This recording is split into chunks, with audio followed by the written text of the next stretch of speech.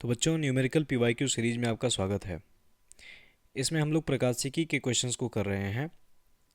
आप कॉपी कलम निकाल लीजिए और ये जो स्क्रीन पर आपके सवाल है, पहले तो आप इसे खुद से करने का प्रयास कीजिए। अगर ये आपसे लग जाता है तो बहुत ही बढ़िया, और अगर नहीं लगता है तो आप इसके सॉल्यूशन को पूरा अंत तक समझ करके और इसको फिर से करने का प्रयास कीजिएगा। ठीक है, तो चलिए शुरू करते हैं। 1.2 अपवर्तनांक के पदार्थ से एक उभयोत्तल लेंस बना है। कैसा लेंस है? उभयोत्तल, जिसकी दोनों सतह कैसी है? उत्तल है। यदि इसको 1.33 अपवर्तनांक वाले जल में डुबोते हैं तो यह कार्य करेगा। कैसा कार्य करेगा? एक अभिसारी लेंस की भांति, अपसारी लेंस की भांति, आयताकार गुटके या फिर प्रिज्म की भांति। यहाँ पर देखिए, एक उभयोत्तल लेंस मैंने यहाँ पर बना लिया है और इसकी ये मुख्य अक्ष है। आप लेंस से संबंधित आपने ये देखा होगा कि इसके दो केंद्र होते हैं, C1 और C2, और दो त्रिज्याएं भी होती हैं, R1 और R2। आपने शायद इस पर गौर नहीं किया होगा कि ये 1 और 2 जो नंबर्स दी जाती है, ये कैसे डिसाइड होती है। ये इस तरह से डिसाइड होती है कि आप वस्तु को किधर रखते हैं। हमेशा आप चाहे दर्पण के साथ में प्रकाशिक चित्र बनाइए, रेखा चित्र, चाहे आप लेंस के साथ में बनाइए, आप वस्तु को हमेशा बाएं तरफ रखते हैं। और बाएं तरफ जब रखेंगे तो बाएं तरफ से जब किरण जाएगी ना, तो जिस भी पृष्ठ को पहले टच करती है उससे रिलेटेड वक्रता केंद्र और त्रिज्याओं को हम लोग 1 नंबर्स देते हैं। ठीक है, तो अब ये समझ में आ गया होगा कि ये वाला पृष्ठ है जो बाएं तरफ से आने वाली किरण पहले टच करेगी, इसीलिए इससे संबंधित जो केंद्र यहाँ पर C है उसको हम लोग C1 कह रहे हैं, और इससे रिलेटेड जो त्रिज्या है उसको हम लोग क्या कह रहे हैं? R1 कह रहे हैं। ठीक है, इसके बाद जो दूसरा पृष्ठ ये टच करती है जहाँ पर इसका अपवर्तन होता है, वो ये वाला पृष्ठ होगा इस केस में, और इसका जो केंद्र होगा वो कहाँ होगा? इसका केंद्र यहाँ होगा। इसीलिए इसके लिए हम लोग यहाँ 2 जोड़े हुए हैं, C2। ठीक है, और इसकी त्रिज्या को हम लोग R2 कह रहे हैं। क्लियर है?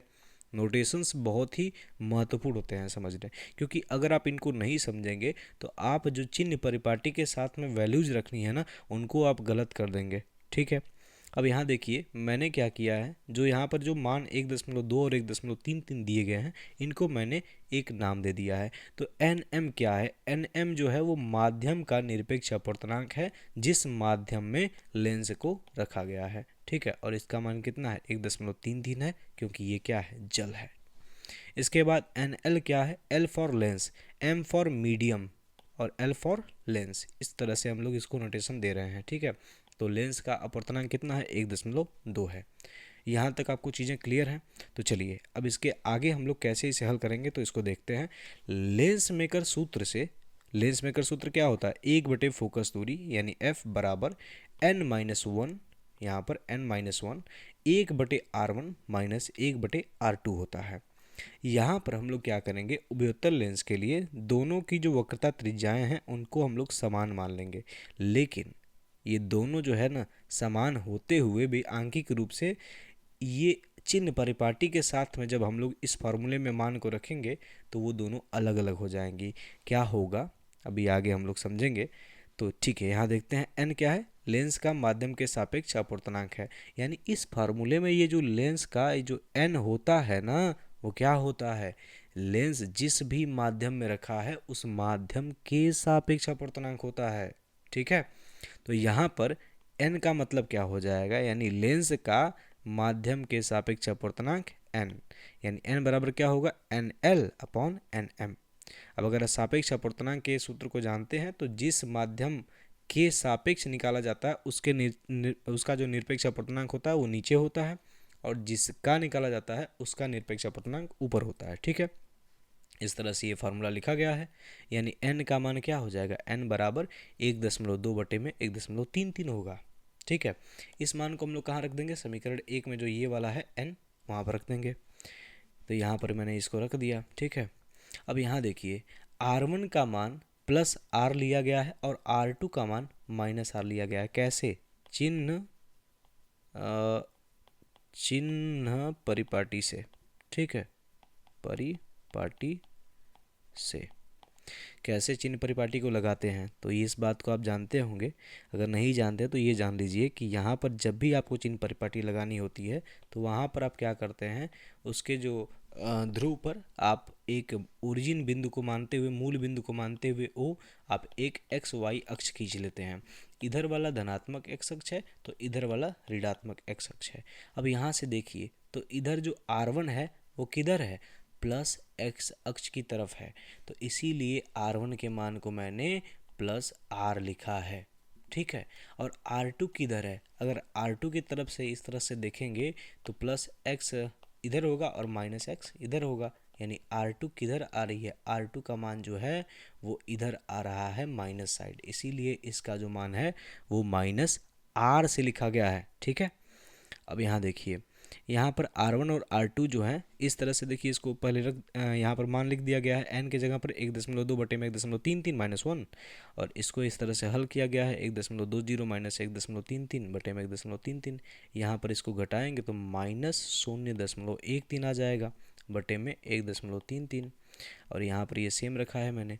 उसके बाद यहाँ पर f बराबर क्या हो जाएगा, तो f को इधर ले जाओ, इसको ऊपर ले जाओ, और ये जो माइनस चिन्ह है इसको भी इधर ले जाओ। ठीक है, तो यहाँ माइनस, और इस दशमलव यहाँ 2 अंक पर है, ऊपर भी 2 अंक पर, नीचे 2 अंक पर, तो इसको उड़ा दिया मैंने, तो इस तरह से ये 133 बन गया है, और ये क्या बन गया है, 13 बन गया है। ठीक है, तो यहाँ 133 बटे में 13, और ये वाला किसके साथ मल्टीप्लिकेशन में है, 13 वाले के साथ, तो यानी ये 13 वाले के साथ क्या आ जाएगा, नीचे आ जाएगा। ठीक है, अब यहाँ पर R1 का मान प्लस R रखेंगे, R2 का मान माइनस R रखेंगे। ठीक, तो R1 की जगह प्लस R रख दिया और R2 की जगह माइनस R लिख दिया, तो यहाँ पर ये वाला माइनस इसके साथ गुणा होकर के प्लस हो जाएगा, यानी ये क्या बन जाएगा, 2/R बन जाएगा, क्योंकि ये 1/R प्लस 1/R है।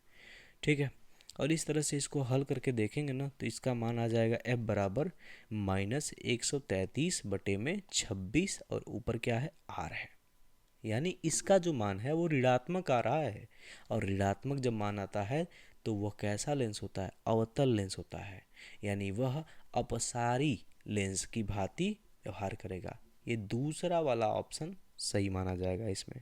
ठीक है, इसके बाद हम लोग, या आप इसके सॉल्यूशन को देख लीजिए एक पेज में, इस तरह से इसके सॉल्यूशन को किया है मैंने। ठीक है, तो अब हम लोग अगले प्रश्न की तरफ चलते हैं। ये प्रश्न भी इसी सिद्धांत पर आधारित है, बस इसमें उस वाले प्रश्न में उत्तल लेंस था और यहाँ पर क्या कर दिया है, अवतल लेंस कर दिया है।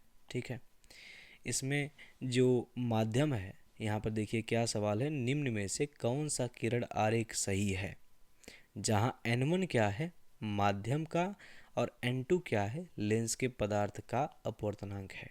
और यहाँ पर देखिए, यहाँ पर भी वही ट्रिक किया है, उस वाले केस में भी देखेंगे तो माध्यम का अपवर्तनांक 1.33 लिया था और लेंस का अपवर्तनांक 1.2 लिया था, यानी माध्यम का अपवर्तनांक 1.33 बड़ा था किससे, लेंस के अपवर्तनांक से। ठीक है, तो यहाँ देखिए इस केस में n1 का मान बड़ा है n2 से। अब यहाँ देखिए मैंने क्या किया है, एग्जैक्टली जैसे दिया गया है प्रश्न वैसे बना लिया है। यहाँ पर हर एक प्रश्न में कैसा लेंस है देखेंगे तो अवतल लेंस है, यहाँ पर अवतल लेंस बना लिया मैंने। अवतल लेंस का जो अपवर्तनांक है उसको n2 दिखा दिया और बाहर का जो माध्यम है उसका n1 दिखा दिया। इसकी वक्रता त्रिज्या R1, अभी मैंने समझाया था आपको कि जो भी किरण बाएं तरफ से पहले जिस पृष्ठ पर गुजरेगी उससे संबंधित जितनी चीज़ें हैं वहाँ पर 1 लगेगा, यानी इसके जो वक्रता केंद्र है उसको हम लोग C1 कहेंगे, इसका जो त्रिज्या है उसको हम लोग R1 कहेंगे। उसके बाद दूसरा जो पृष्ठ आएगा उससे रिलेटेड जो चीज़ें होंगी उसको हम लोग 2 डिनोट करेंगे, 2 से, यानी इसका C2 हो जाएगा वक्रता केंद्र और इसकी त्रिज्या R2 हो जाएगी। ठीक है, अब यहाँ देखिए R1 का मान कितना है, -R है। क्यों, मैंने दोनों की वक्रता त्रिज्याओं के आंकिक मानों को तो समान मान लिया है, लेकिन चिन्ह परिपाटी से क्या होगा, ये जो R1 होगा ना, यहाँ देखिए यहाँ पर एक्स वाई एक्स खींचेंगे, इधर प्लस एक्स इधर माइनस एक्स, तो R1 किधर आ रहा है, माइनस एक्स अक्ष में आ रहा है, इसीलिए R1 का मान कितना हो जाएगा, -R हो जाएगा। और R2 किधर आ रहा है, प्लस एक्स अक्ष में आ रहा है, इसीलिए R2 का मान +R लिख लिया। इतना क्लियर है। अब हम लोग क्या करेंगे, यहाँ पर n बराबर क्या हो जाएगा, n2/n1, लेंस का अपवर्तनांक होता है माध्यम के सापेक्ष। ठीक है, अभी हमने ऊपर समझा था, उसी तरह से इसको लिख दिया, n बराबर n2 अपॉन n1। और यहाँ पर क्या है, R1 बराबर माइनस आर और R2 बराबर प्लस आर। इन सभी मानों को हमने लेंस मेकर सूत्र में रखा है। तो यहाँ 1/f बराबर n2 अपॉन n1 माइनस 1, 1/, में माइनस आर माइनस 1/, में आर। अब ये दोनों जब जुड़ेगा ना, दोनों का माइनस माइनस कॉमन ले लो, तो ये दोनों जुड़ करके 2/r हो जाएगा और माइनस क्या है, बाहर रहेगा। और यहाँ पर एक चीज़, ये इस तरह यहाँ पर एक ब्रैकेट छूटा है, ब्रैकेट यहाँ पर इस तरह से लगा देंगे क्योंकि इस तरह से ये माइनस महसूस हो रहा है। ठीक है, अब यहाँ पर देखिए, ये जब मल्टीप्लाई होगा इससे, तो इसका माइनस इसके अंदर मल्टीप्लाई कर दो, तो ये क्या हो जाएगा, n1 माइनस n2 हो जाएगा। अपॉन में n1 है, इंटू 2 अपॉन r है। इसको हल करेंगे तो क्या हो जाएगा, f बराबर r n1 upon 2 n1 minus n2। और यहाँ n1 जो है ना वो n2 से बड़ा है, इसलिए ये भी पॉजिटिव हो जाएगा। r जो है आंकिक मान है वो भी पॉजिटिव है, यानी f का मान कैसा हो जाएगा, पॉजिटिव हो जाएगा। और अगर ये f पॉजिटिव है ना, तो यह कैसे व्यवहार करेगा, एक उत्तल लेंस की तरह व्यवहार करेगा। इसलिए दिए गए विकल्पों में विकल्प एक ही लेंस उत्तल लेंस की भांति व्यवहार कर रहा है। अतः विकल्प एक ही कैसा है, उत्तल लेंस की भांति व्यवहार कर रहा है। क्यों ऐसा है, अब देखिए, उत्तल लेंस क्या करता है, अगर आपको पता हो, उत्तल लेंस में अगर किरण आती है इधर से समांतर, तो ये फोकस से होकर के गुजरती है, ऐसे ही तो व्यवहार करता है।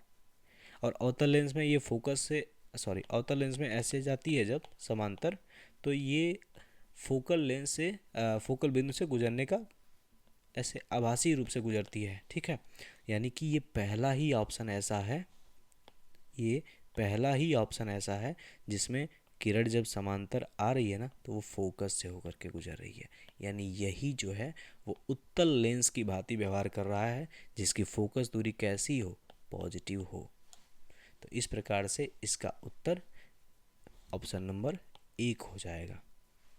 तो आशा करता हूँ ये दोनों प्रश्न आपको, ये कॉन्सेप्चुअली काफ़ी डीप प्रश्न है, ऐसे डायरेक्टली पूछ लिया गया है ऑप्शन दे करके, लेकिन ये अच्छे प्रश्न थे। तो आशा करता हूँ आपको ये समझ में आया होगा।